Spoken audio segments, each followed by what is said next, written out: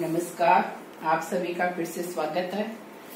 मैं Indira Saraswat, associate professor, government girls college Sikar. पिछले video में हमने केशवदास के रामचंद्रिका में वर्णित सूर्योदय वर्णन की व्याख्या की। आज उसी क्रम में हम पंचवटी वर्णन करेंगे। चलिए हम पंक्तियां पढ़ते हैं। फल फूलन पूरे तरवर रूरे, कोकिल कुल कलरव बोले, अतिमत्त मयूरी प्रिय रस पूरी, वन वन प्रतिनाचत डोले। सारी सुख पंडित गुण मंडित, भावनामय अर्थ बखाने, देखे रघुनायक सिय सहायक, मनो मदन रति मधु जाने। प्रस्तुत अवतरण रामचंद्रिका के पंचवटी वर्णन से लिया गया है। पंचवटी की प्राकृतिक सुंदरता अत्यधिक आकर्षक है। राम और सीता के वहां पहुंचने पर पंचवटी की सुंदरता और ज्यादा बढ़ जाती है। इसी विशेषता का वर्णन करते हुए कवि केशवदास कहते हैं, पंचवटी के सभी वृक्ष फल और फूलों से भरे हुए हैं। फल फूलन पूरे तरुवर रूरे, कि वहाँ के सभी वृक्ष फल और फूलों से भरे हुए हैं। इसके अलावा वहाँ पंचवटी में कोकिल कुल कलरव बोले, कि वह जो जगह है पंचवटी नामक वन प्रांत, वहाँ के उन वृक्षों पर कोयल पक्षियों का समूह अपनी मधुर आवाज में कलरव कर रहा है। मधुर आवाज में वो बोल रहे हैं, कलरव कर रहे हैं। अतिमत्त मयूरी पियरस पूरी, वन वन प्रति नाचत डोली। इसके अलावा वहाँ पंचवटी नामक वन प्रांत में जगह पर मयूरी मोर पक्षिणी मोरनी जो है अत्यधिक मदमस्त होकर प्रिय रस पूरी अपने प्रीतम से आनंदित होकर नाच रही है। प्रिय रस पूरी वन वन प्रति नाचत डोले, कि एक जगह से दूसरी जगह से जगह जगह वो नाच रही है। अत्यधिक मदमस्त होकर, आनंदित होकर, प्रीतम के प्रेम से युक्त होकर जगह जगह इधर उधर नाचती हुई उस पंचवटी नामक स्थान पर दिखाई दे रही है। पंचवटी में मैना और तोता मानव वाणी का अनुसरण करते हैं। सारी सुख पंडित गुण मंडित, भावनामय अर्थ बखाने। सारिका सुख तोता तथा सारिका मैना पंडित गुण मंडित, पंडितों के गुणों से युक्त होकर भावनामय अर्थ बखाने, कि पंडित के गुणों से युक्त होकर भावना युक्त होकर वो आवाज करते हैं, बोलते हैं। अर्थात सत्संगति कथे किम न करोति पुंसाम, जो कहावत है कि व्यक्ति या कोई भी हमारा पालतू जो जानवर है जैसी संगति में रहता है उसका असर उस पर पड़ता ही है, वह प्रभावित होता ही है। तो पंडितों के यहाँ ज्ञानी विद्वान पुरुषों के सानिध्य में रहने के कारण वहाँ की ये पक्षी तोता और मैना ये भी पंडितों के गुणों से युक्त होकर भाषा का बखान करते हैं, अर्थात बोलते हैं। देखे रघुनायक सिय सहायक, मनो मदन रति मधु जाने। उस पंचवटी में सीता के साथ राम ऐसे शोभायमान हो रहे हैं मानो कामदेव अपनी पत्नी रति के साथ आ गए हो। मनहु मदन रति मधु जाने, देखे रघुनायक, कि वहाँ पंचवटी में भगवान श्री राम जिनके साथ में सीता है और सहायक कौन है, लक्ष्मण, ये तीनों वहाँ पंचवटी में स्थित है। इनको देखकर ऐसा लगता है मानो, कवि उत्प्रेक्षा अलंकार का प्रयोग करते हुए कहते हैं कि मदन मीन्स कामदेव के साथ भगवान श्री राम है वो तो साक्षात कामदेव है, और सीता है वो रति है, और लक्ष्मण जो है वो वसंत की तरह है कि मानो कामदेव रति वसंत ऋतु में उपस्थित है। इनमें भगवान श्री राम को कामदेव, सीता को रति और लक्ष्मण को वसंत बतलाया गया है।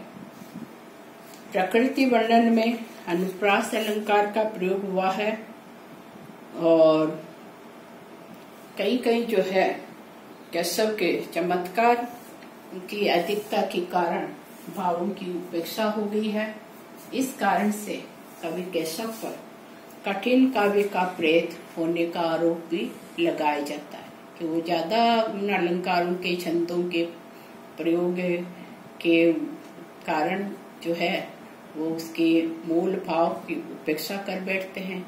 इस कारण कवि केशव पर कठिन काव्य का प्रेत ये आरोप भी लगाया जाता है।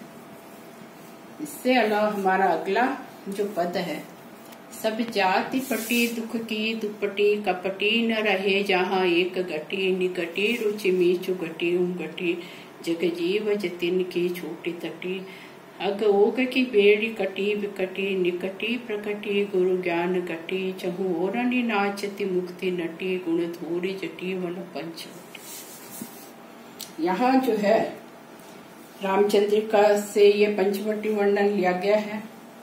लक्ष्मण पंचवटी की सुंदरता का वर्णन करते हुए कहते हैं कि जिस प्रकार शिवजी के दर्शनों से सारे दुख मिट जाते हैं, समाप्त हो जाते हैं, उसी प्रकार से यहाँ पंचवटी में आते ही मनुष्य के सारे दुखों की चादर फट जाती है, सारे दुख समाप्त हो जाते हैं। या आते ही मनुष्य का मन एकदम शुद्ध, पवित्र, निर्मल हो जाता है। उसके संपूर्ण छल कपट, कलुषता वो सब मिट जाती है। शिवजी के दर्शन पाने से मनुष्य जिस प्रकार मोक्ष की कामना छोड़ देता है, उसी प्रकार यह पंचवटी के पवित्र वातावरण में आने पर मनुष्य की मरने की रुचि भी समाप्त हो जाती है। यहाँ तक कि जो साधु सन्यासी यति लोग हैं वे भी समाधि लगाना छोड़ देते हैं। निकटी रुचि मीचु घटी घटी, जग जीव जतिन की छोटी चटी।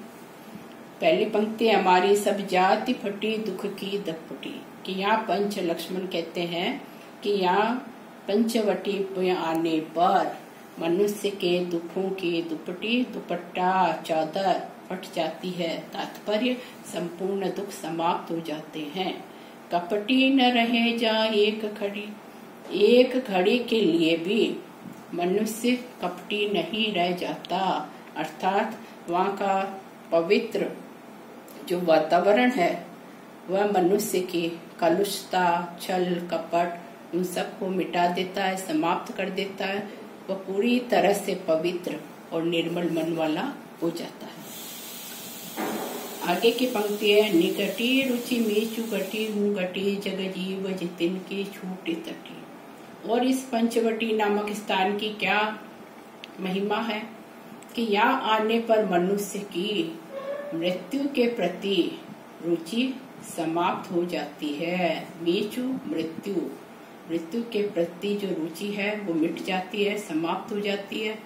जग जीव जतिन की छूटी तटी, जतिन यति लोग, साधु सन्यासी, विरक्त लोग जो वन में समाधि लगाया करते हैं, तो यहाँ पंचवटी में आने पर वे भी समाधि लगाना छोड़ देते हैं। अर्थात कि यहाँ के प्राकृतिक सौंदर्य को देखकर मनुष्य की सभी भौतिक और आध्यात्मिक इच्छाएं समाप्त हो जाती है और इंसान के मन को परम शांति प्राप्त होती है। लक्ष्मण कहते हैं, इस पंचवटी में प्रवेश करते ही पापों की बेड़ियां कट जाती है।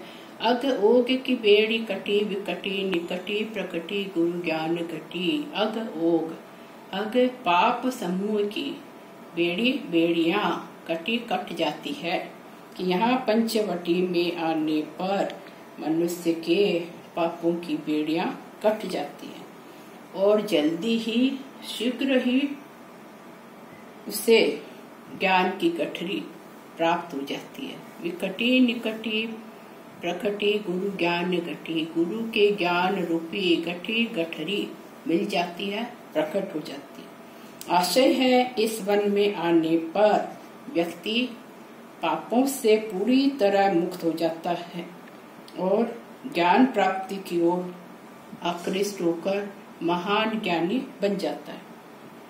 यहाँ मुक्ति की इच्छा नटी के समान चारों ओर नाच रही है, चहु ओर नाचते मुक्ति नटी, कि यहाँ इस पंचवटी में चहु ओर चारों ओर मुक्ति मोक्ष रूपी नटी नाचने वाली है, वो नित्य प्रति नाचती रहती है।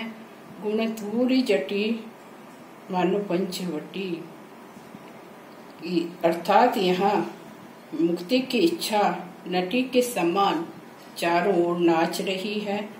यहाँ का वातावरण सब प्रकार की सांसारिक चिंताओं से मुक्ति दिलाने वाला है। इस प्रकार ये पंचवटी ने तो भगवान शंकर के गुणों को धारण कर लिया है। चहु ओरनि नाचति मुक्ति नटी, गुणधूरी जटी वन पंचवटी। लक्ष्मण कहते हैं इस पंचवटी ने तो मानो भगवान शंकर के गुणों को धारण कर लिया है। ये वन निश्चय ही शिव जी के समान है।